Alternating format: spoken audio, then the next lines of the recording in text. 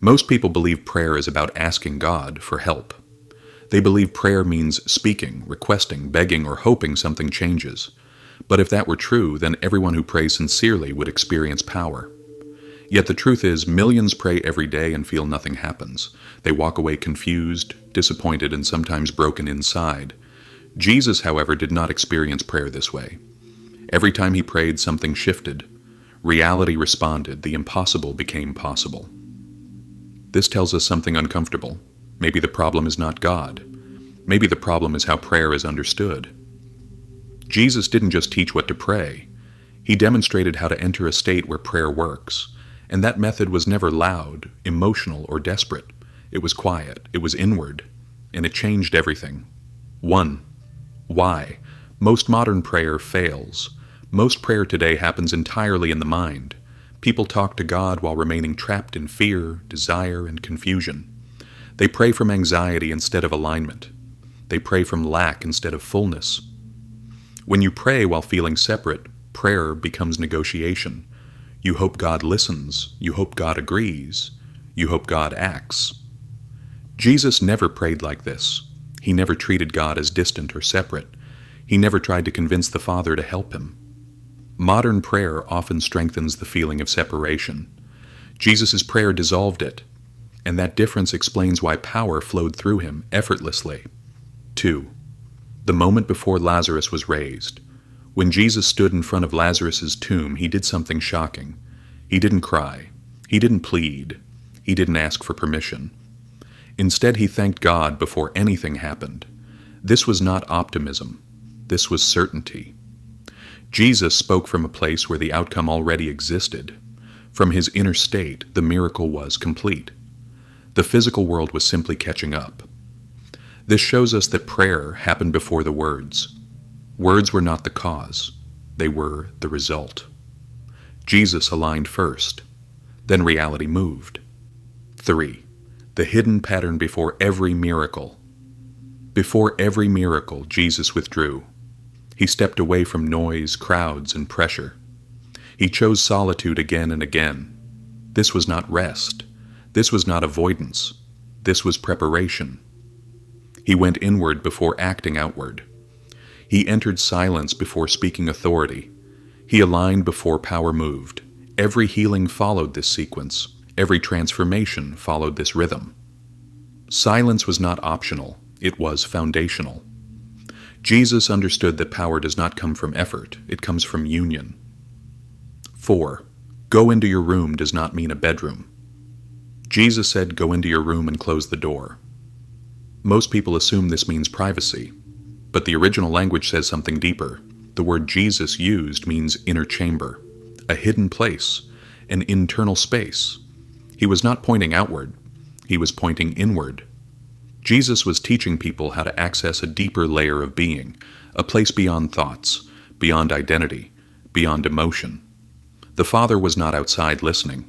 The Father was within, waiting to be recognized. This changes prayer completely. 5. Why closing the door is so important. Closing the door does not mean blocking sound. It means sealing attention. You close the door to mental noise, fear, imagination, wanting. As long as the door is open, prayer remains distracted. As long as thoughts dominate, alignment cannot occur. Jesus closed the door completely. Nothing entered that was not source. Only from that sealed stillness could power move freely. Without closing the door, prayer stays external and weak. 6. Silence is not empty. It is full. Most people fear silence because silence removes control. It removes identity. It removes the ego. But silence is not emptiness. Silence is presence without distraction. Jesus entered silence not to escape the world, but to remember who he was beyond it. In silence, separation dissolves. In silence, resistance disappears. This is why silence always comes before power. Noise cannot carry authority. Stillness can. 7. Prayer is not asking. It is alignment. Jesus never tried to change God's mind. He changed his state. When alignment happens, there is no argument, no conflict, no negotiation. Your will and God's will become one movement. From that place, words carry authority naturally. Jesus said the Father worked through him, not for him, not to him. Prayer became an expression of unity, not desire, and unity is where power lives. 8. The practical entry into the inner room. To enter the inner room, you must stop performing prayer. Sit quietly. Close your eyes. Do not talk internally. Do not imagine God. Do not repeat words. Simply notice your breath. Feel it move in. Feel it move out. Let thoughts pass without engagement.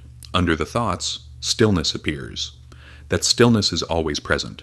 Most people just never stay long enough to notice it. 9. Why most people quit too early.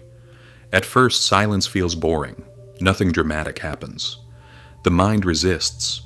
People think they are failing. But nothing is wrong. Stillness is subtle. It does not announce itself. Jesus stayed. He returned again and again. With time, presence becomes familiar. Resistance softens. Power does not come suddenly. It comes naturally. 10. From stillness to authority. After alignment, something shifts. You stop feeling separate. You no longer pray to God. You act from God. This is not ego. This is surrender. Jesus did not hope miracles would happen. He recognized what already existed. Authority came from union, not effort. This is the difference between wishing and knowing. 11. The kingdom of heaven is within. Jesus said the kingdom is within you, not after death, not in the future. It is a state of awareness available now, accessible through stillness. When you live from this place, prayer changes. Life responds differently. You stop forcing outcomes. You stop chasing answers. You move with alignment, and alignment moves reality. Do not just listen to this. Practice it.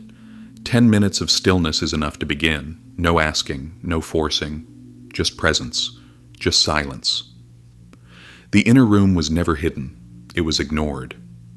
Once you learn to close the door, you realize something powerful. You were never separate.